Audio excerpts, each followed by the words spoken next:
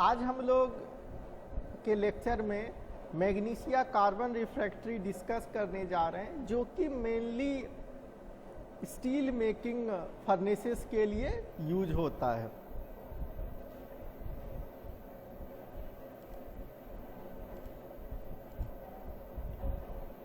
आज के लेक्चर का हमारा लर्निंग आउटकम होगा मैग्नीशिया कार्बन रिफ्रैक्ट्री को डिफाइन करना, मैग्नीशिया कार्बन रिफ्रैक्ट्री बनाने के लिए रॉ मटेरियल को रिकॉग्नाइज करना और रिफ्रैक्ट्री के प्रोडक्शन को डिस्क्राइब करना और मैग्नीशिया कार्बन रिफ्रैक्ट्री के एप्लीकेशन को एक्सप्लेन करना। मैग्नीशिया कार्बन रिफ्रैक्ट्री जो है वो कंपोजिट होता है मैग्नीशिया का और कार्बन का, जिस रिफ्रैक्ट्री को बनाने के लिए हम लोग फायरिंग नहीं करते हैं। और इस रिफ्रैक्ट्री का यूज हम लोग काफ़ी मात्रा में स्टील मेकिंग प्रोसेस के लिए करते हैं, क्योंकि इस रिफ्रैक्ट्री को बनाने के लिए हम लोग कार्बन का यूज करते हैं, जो कि ग्रेफाइट का, जिसके तौर पे हम लोग कार्बन का सोर्स के रूप में यूज करते हैं। इसीलिए इस रिफ्रैक्ट्री को हम लोग फायर नहीं करते हैं। यदि फायर कर देंगे तो क्योंकि कार्बन कंटेंट है इस रिफ्रैक्ट्री में, तो वो ऑक्सीजन के कांटेक्ट में आएगा तो वो ऑक्सीडाइज्ड हो जाएगा। क्योंकि फायरिंग जो है तो उसमें हम लोग जो हीट करते हैं तो क्या होता है कि ऑक्सीजन के कांटेक्ट होते हैं, तभी तो वो फायरिंग हो पाती है। तो इसलिए यदि वो ऑक्सीजन के कांटेक्ट में कार्बन आएगा तो वो ऑक्सीडाइज हो जाएगा।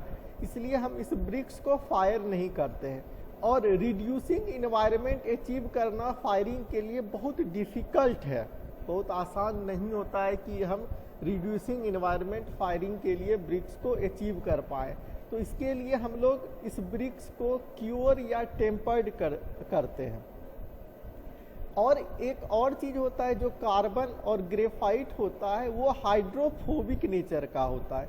हाइड्रोफोबिक नेचर का मतलब होता है कि जब आप इसे पानी के साथ मिक्स करेंगे तो ये पानी के लेयर के ऊपर तैरने लगता है या फ्लो करने लगता है। ये जब पानी के सतह के ऊपर फ्लो करने लगेगा या तैरने लगेगा तो क्या होगा कि ये आसानी से उस रॉ मटेरियल के अंदर मिक्स नहीं हो पाएगा। जैसे ही हम लोग उसमें वाटर को ऐड करेंगे ये उसके सतह के ऊपर तैरने लगेगा। तो इसी के लिए हम लोग क्या करते हैं कि यूनिफॉर्म डिस्ट्रीब्यूशन कार्बन का हो जाए मैग्नीशिया के साथ, तभी ये कंपोजिट बना पाएगा या अच्छा कंपोजिट बना पाएगा।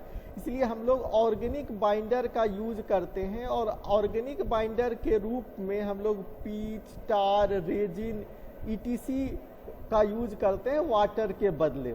वाटर को इस ब्रिक्स को बनाने के लिए हम लोग यूज नहीं करते हैं, क्योंकि कार्बन जो है हमारा हाइड्रोफोबिक नेचर का होता है। हाइड्रोफोबिक नेचर का मतलब ये होता है कि जब हम लोग इसमें वाटर डालेंगे तो ये वाटर के सतह के ऊपर तैरने लगता है। क्लियर है ना? अब ये बाइंडर क्या करता है कि सर्टेन कंडीशन में ये पॉलीमराइजेशन करता है, और जिससे कि उस ब्रिक्स में शेप गेन होता है और स्ट्रेंथ प्रोवाइड होता है। और आज के डेट में जो है मैग्नीशिया कार्बन रिफ्रैक्ट्री काफ़ी ज़्यादा इसेंशियल हो गया है प्राइमरी और सेकेंडरी स्टील मेकिंग प्रोसेस के लिए। हम लोग प्रेजेंट में मैग्नीशिया कार्बन रिफ्रैक्ट्री बनाने के लिए बहुत high quality magnesia raw materials का और कार्बन रॉ मटेरियल्स का यूज करते हैं। और इसको बाइंड करने के लिए हम लोग ऑर्गेनिक बाइंडर जैसे कि रेजिन, पीच, टार इत्यादि का यूज करते हैं। और रेजिन यूज करने से एक और भी एडवांटेज होता है कि टार और पीच के कंपेयर में इसका रेजिन जब हम लोग यूज करेंगे तो काफ़ी ज़्यादा मात्रा में ये कार्बन को कंटेंट कर सकता है टार और पीच के कंपेयर में। इसलिए ज़्यादातर जगह पे मैग्नीशिया कार्बन रिफ्रैक्ट्री को बनाने के लिए रेजिन प्रीफेयर किया जाता है। साथ ही साथ इस ब्रिक्स में हम लोग एंटीऑक्सीडेंट्स के रूप में मेटालिक पाउडर को डालते हैं, वो भी बहुत कम क्वांटिटी में, ताकि जो कार्बन है उसको प्रोटेक्ट कर पाए। जब हम लोग एप्लीकेशन करते हैं कार्बन ब्रिक्स का, उस टाइम भी चांस होता है क्या जो है कार्बन हाई टेम्परेचर पे ऑक्सीजन के कांटेक्ट में आ जाए। यदि आएगा ऑक्सीजन के कांटेक्ट में तो क्या होगा कि फिर से ये CO2 बना देगा या कार्बन का बर्न आउट हो जाएगा। कार्बन बर्न आउट हो जाएगा तो ये पाउडर फॉर्म कर देगा। तो उसी से बचने के लिए हम लोग उसमें थोड़ा बहुत फाइन मेटालिक पाउडर मिलाते हैं। तो मेटालिक पाउडर मिलाने के बाद क्या होता है, जब हाई टेम्परेचर पर ये ऑक्सीजन के कांटेक्ट में आता है तो कार्बन से रिएक्ट करने के पहले ये मेटल रिएक्ट कर जाता है उस ऑक्सीजन से। तो ये एक बेनिफिट होता है एंटीऑक्सीडेंट ऐड करने से। हम लोग जानते भी हैं मेटल जो है ज़्यादा रिएक्टिव होता है कंपेयर टू कार्बन, तो इस वजह से ये एंटीऑक्सीडेंट ऐसे बेनिफिट्स देता है उस रिफ्रैक्ट्री में।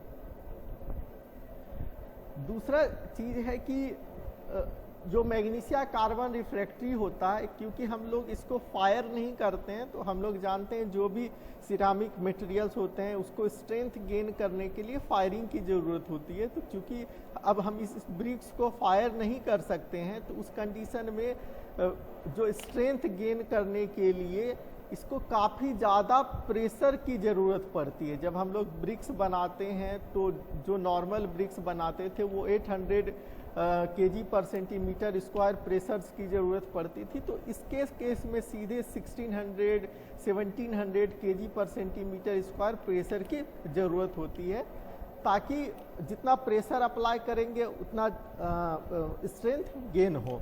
और इसके बाद इस ब्रिक्स को टेम्परिंग या क्यूरिंग करते हैं, और टेम्परिंग और क्यूरिंग करने के बाद कार्बन के बीच पॉलीमराइजेशन होता है, जिससे कि इसमें स्ट्रेंथ गेन होता है। इसके main feature magnesia carbon refractory का कहें तो इसका जो रिफ्रैक्टिवनेस होता है काफ़ी ज़्यादा होता है। रिफ्रैक्टिवनेस का मतलब होता है इस ब्रिक्स को हम कितना ज़्यादा टेम्परेचर तक यूज कर सकते हैं। हमने प्रीवियस स्लाइड में देखा कि इस ब्रिक्स को बनाने के लिए काफ़ी प्योर मैग्नीशिया रॉ मटेरियल और कार्बन रॉ मटेरियल का यूज करते हैं। तो क्योंकि इसमें इम्प्यूरिटीज लेवल बहुत कम है, तो कोई भी लो मेल्टिंग यूटेक्टिक फॉर्म नहीं होगा। जब कोई लो मेल्टिंग यूटेक्टिक फॉर्म नहीं होगा तो उस केस में इसका रिफ्रैक्टिवनेस काफ़ी ज़्यादा होगा। दूसरा इसका प्रॉपर्टीज की बात करें तो इसमें जो है हम लोग ग्रेफाइट का यूज करते हैं कार्बन के सोर्स के रूप में।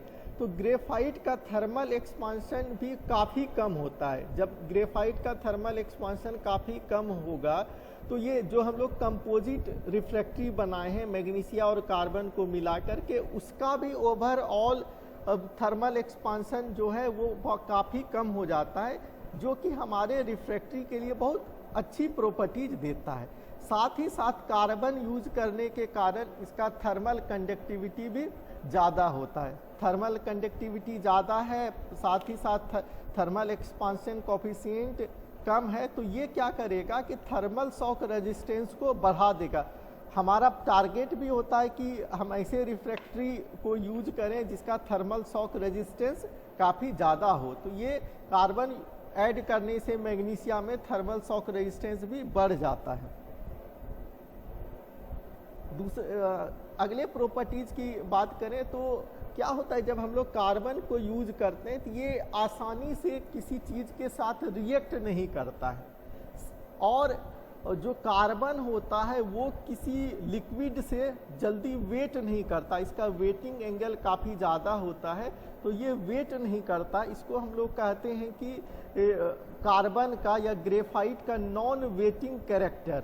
तो नॉन वेटिंग कैरेक्टर होगा तो स्लैग के कांटेक्ट में आएगा, तो स्लैग के साथ ये ब्रिक्स जल्दी वेट नहीं करेगा या आसानी से वेट नहीं करेगा।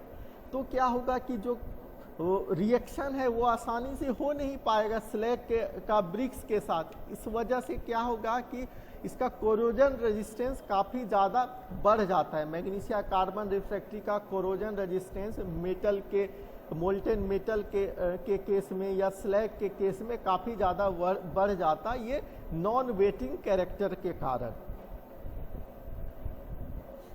अब मैन्युफैक्चरिंग प्रोसेस में हम लोग क्या करते हैं कि मैग्नीशिया सोर्स से फ्यूज्ड मैग्नीशिया या सिंटर मैग्नीशिया लेते हैं, डिफरेंस डिफरेंट फ्रिक्शन में, जो कि हमारा साइलो में स्टोर किया हुआ रहता है। फिर ग्रेफाइट लेते हैं पाउडर के फॉर्म में, और एंटीऑक्सीडेंट लेते हैं जो मेटालिक ऑक्साइड्स था में जो फाइन मेटल्स थे उसके पाउडर को लेते हैं। तीनों को एक मिक्सर में डाल के मिक्स करते हैं। इसके बाद हम लोग ऑर्गेनिक बाइंडर डालते हैं। ऑर्गेनिक बाइंडर डालने के बाद अगेन इसको मिक्स करते हैं। मिक्स करने के बाद क्या करते हैं, इसको थोड़े देर के लिए हम लोग छोड़ देते हैं, जिसको कि हम लोग एजिंग कहते हैं। एजिंग करने से एक बेनिफिट होता है कि जो भी उसके अंदर मॉइस्चर है वो जब हम लोग इसको मिक्स किए होंगे तो हीट जनरेट होगा, और हीट जनरेट होगा तो ये जो मटेरियल होगा वो काफ़ी ज़्यादा गर्म होगा, और सीधे सीधे हम लोग इसका यूज कर लेंगे तो जो इसके अंदर मॉइस्चर है वो वेपर बनाएगा। वेपर बनाएगा तो वेपर बॉडी के अंदर से निकलना चाहेगा। तो उस केस में क्या है, क्या चांस रहेगा कि वेपर निकलेगा तो वो फोर्स के साथ निकलेगा कि क्रैक फॉर्म कर दे। तो इस कारण हम लोग मिक्सिंग के बाद एजिंग करते हैं। एजिंग से क्या होता है कि जो भी वेपर बना है वो आसानी से निकल जाए। इसके बाद हम लोग उस मटेरियल मिक्स को लेकर के प्रेसिंग करते हैं। प्रेसिंग करने के बाद जो बॉडी बनता है उसको ड्राइंग करके क्यूरिंग कर देते हैं। क्यूरिंग जो है नॉर्मली 180 डिग्री सेंटीग्रेड से लेके 250 डिग्री सेंटीग्रेड पर होता है। क्यूरिंग के बाद हम लोग इस ब्रिक्स का इंस्पेक्शन करते हैं, और इंस्पेक्शन के बाद डिस्पैच कर देते हैं। तो ये हमारा टोटल मैन्युफैक्चरिंग प्रोसेस था।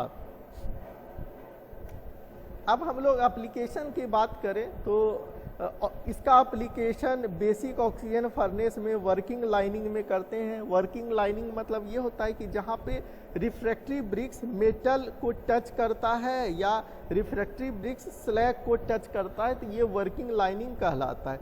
कन्वर्टर में हम लोग वर्किंग लाइनिंग में करते हैं, स्टील लेडल में वर्किंग लाइनिंग में करते हैं, और इलेक्ट्रिक आर्क फर्नेस में भी वर्किंग लाइनिंग में करते हैं। तो ये जो है इसका मेजर एप्लीकेशन है, जो कि सेकेंडरी स्टील मेकिंग एरिया में सबसे ज़्यादा इस ब्रिक्स का यूज वर्किंग लाइनिंग में किया जाता है। आज के लिए इतना ही। Thank you.